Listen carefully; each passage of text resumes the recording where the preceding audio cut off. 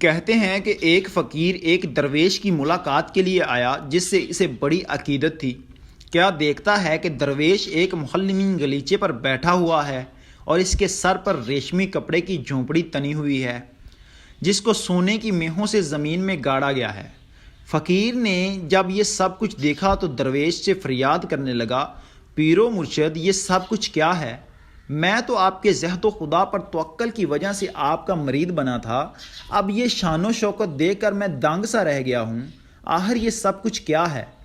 درویش نے ہنس کر جواب دیا، میں تیار ہوں کہ یہ سب کچھ ترک کر کے تمہارے ساتھ چلوں۔ یہ کہہ کر درویش اٹھا اور فقیر کے ساتھ چل پڑا۔ اس نے اتنی زحمت بھی نہیں کی کہ اپنے چپل ہی پہن لیتا۔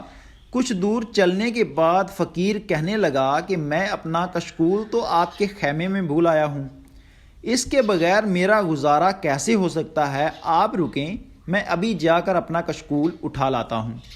درویش نے پھر ہنس کے کہا، میرے دوست، میرے جھونپڑی کے سونے کی میخیں زمین میں دنسی ہیں، میرے دل میں نہیں ہیں، لیکن تمہارا کشکول گدائی میں بھی ابھی تک تمہارے تعاقب میں ہے۔